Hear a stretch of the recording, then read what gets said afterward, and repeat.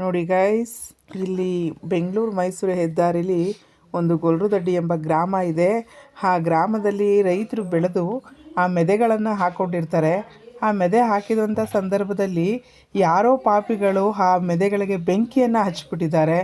ಆ ಬೆಂಕಿ ಧಗ ಧಗ ಧಗ ಅಂತ ಉರಿತಾ ಇದೆ. ಆ ಟೈಮಲ್ಲಿ ಯಾರೂ ಕೂಡ ಅಲ್ಲಿ ಬಂದು ಅದನ್ನು ಕೆಡಿಸೋಷ್ಟು ಇದು ಇರಲಿಲ್ಲ. ಯಾಕೆಂದರೆ ಬೆಂಕಿ ಅಷ್ಟು ದೊಡ್ಡದಾಗಿ ಉರಿತಾ ಇತ್ತು. ಆ ಸಂದರ್ಭದಲ್ಲಿ ಅಲ್ಲಿ ನಿಂತಿರೋಂಥ ಜನಗಳು ಅದನ್ನು ಕೆಡಿಸ್ಬೇಕು ಅನ್ನೋ ಪ್ರಯತ್ನವನ್ನು ಮಾಡಿದ್ರು. ಆದರೆ ಯಾವುದೂ ಕೂಡ ಫಲಕಾರಿ ಆಗಲಿಲ್ಲ. ಫೈರ್ ಇಂಜಿನ್ಗೂ ಕೂಡ ಕಾಲ್ ಮಾಡಿದ್ರು. ಅವರು ಆ ಸಮಯಕ್ಕೆ ಸರಿಯಕ್ಕೆ ಪ್ರಯತ್ನವನ್ನು ಮಾಡಿದ್ರು ಏನೋ ಗೊತ್ತಾಗಲಿಲ್ಲ. ಆ ಸಮಯಕ್ಕೆ ಅಲ್ಲಿ ಫೈರ್ ಇಂಜಿನು ಕೂಡ ಬಂದಿಲ್ಲ. ಅವರ ಮನೆತನದವರಂತೂ ತುಂಬ ಗೋಳಾಡ್ತಾಯಿದ್ರು. ಆ ಬೆಳೆಯನ್ನು ಬೆಳೆದು ಕಷ್ಟಪಟ್ಟು ಬಿಸಿಲಲ್ಲೆಲ್ಲ ದುಡಿದು ಮೆದೆಯನ್ನು ಹಾಕ್ಕೊಂಡು ಇನ್ನು ಸ್ವಲ್ಪ ದಿನದಲ್ಲೇ ಮನೆಗೆ ರಾಗಿ ತೊಗೊಂಡೋಗುವಂಥ ಸಂದರ್ಭದಲ್ಲಿ ಇಂತಹ ಕೆಲಸ ನಡೆದಿದ್ದೆ. ಸೊ ಅವರ ಫ್ಯಾಮಿಲಿಯವರು ತುಂಬ ಗೋಳಾಡ್ತಾಯಿದ್ರು.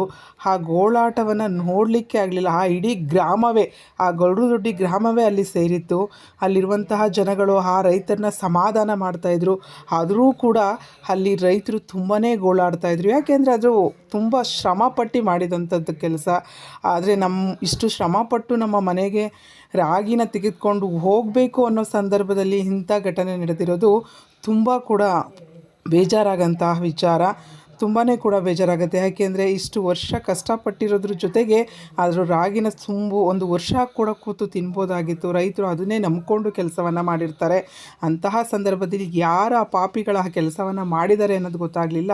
ಆದರೆ ಈ ಘಟನೆ ನಡೆದಿರೋದಂತೂ ತುಂಬಾ ಕೂಡ ಬೇಜಾರಾಗುವಂತಹ ವಿಚಾರವಾಗಿದೆ. ಅವರ ಮನೆತನದವರಿಗೆ ಆ ಶಕ್ತಿಯನ್ನು ಕೊಡಲಿ. ಅವರು ಏನು ದುಡಿಮೆಯನ್ನು ದುಡಿದಿದ್ರು ಆ ದುಡಿಮೆಗೆ ತಕ್ಕ ಏನು ಹೇಳಲಿಕ್ಕೂ ಆಗಲ್ಲ. ಸೊ ಒಂದು ದೇವರ ಅವ್ರಿಗೆ ಆ ಶಕ್ತಿ ಕೊಡಲಿ, ಮರೆಯೋವಂಥ ಶಕ್ತಿ ಕೊಡಲಿ. ಇದಕ್ಕೇನಾಗಿದೆ ಅದು ನಮ್ಮ ಸರ್ಕಾರದವರು ಅದನ್ನು ಗುರುತಿಸಿ ಅವ್ರಿಗೆ